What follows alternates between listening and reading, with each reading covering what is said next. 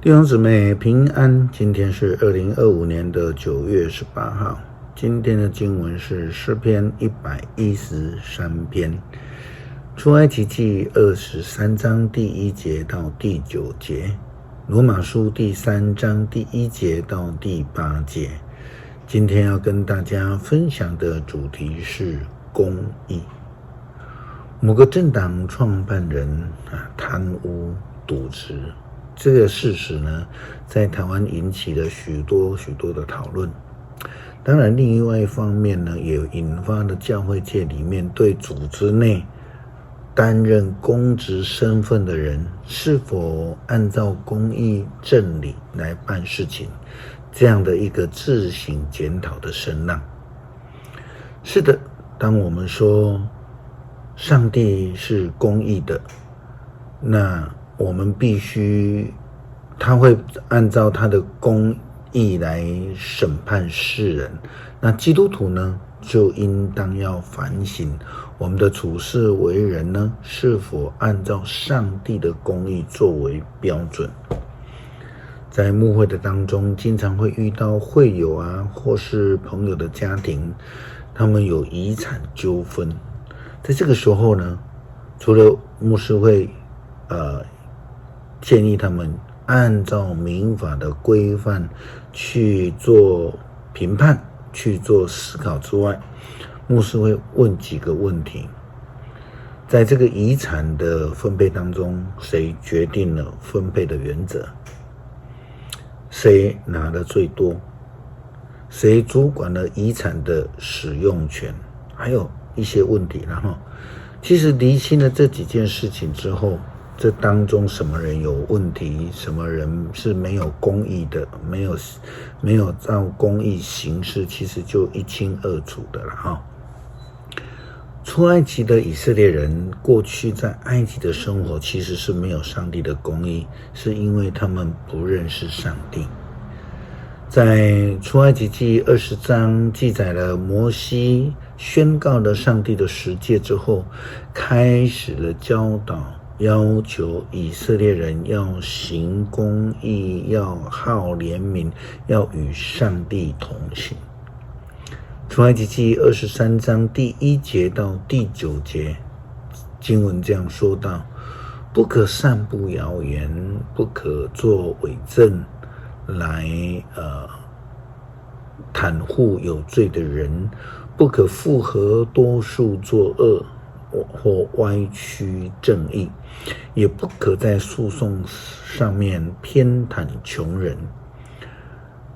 如果你遇见仇敌的牛或是驴迷了路，要牵去交给他。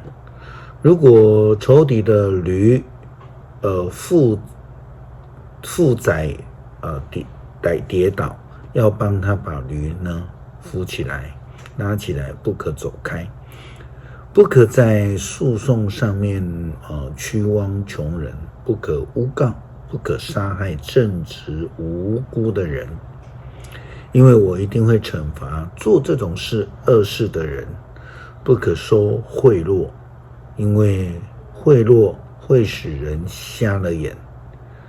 曲解无辜者的证言，不可欺压外侨，因为你们曾经寄居埃及，曾尝到寄居异地的滋味。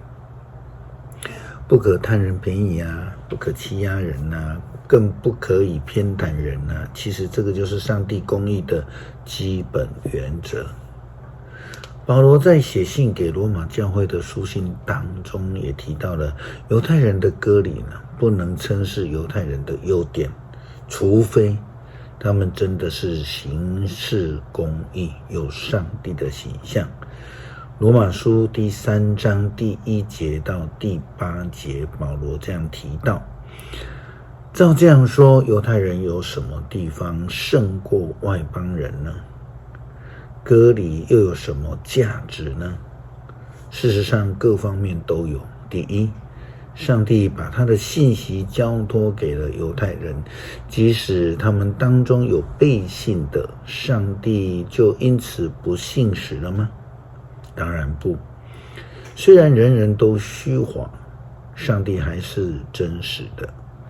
正像圣经所说，你发言的时候无懈可击，你受指控的时候必然胜诉。如果我们的不义能够显明上帝的公义，那该怎么说呢？上帝惩罚我们是他不义吗？我是照人的想法讲的，当然不是哈。如果上帝是不义的，他怎么能够审判世界呢？如果我的虚谎能够使上帝的真实更加显明，更得荣耀，那该怎么说呢？如果我还是被判为罪人呢？为什么不说让我们作恶以成为善？有些人指控我说过这样的话，他们被定罪是应该的。诗篇113篇，要赞美上主，上主的仆人啊，要颂赞，你们颂赞他的名，上主的名应当受颂赞，从现在直到永远，从日出到日落之地，上主的名应当受颂赞。上主统辖万国，他的荣耀超越诸天，谁能跟上主我们的上帝相比呢？他住在至高的地方，但是他俯首众事，观看诸天和大地。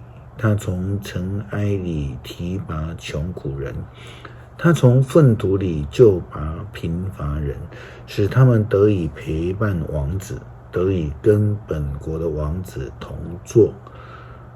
他使不能生育的妇女在家受到敬重，赐他儿女使他喜乐，要赞美上主。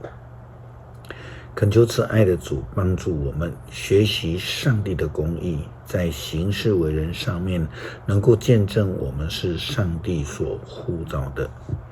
祷告奉主耶稣基督圣名求，阿们。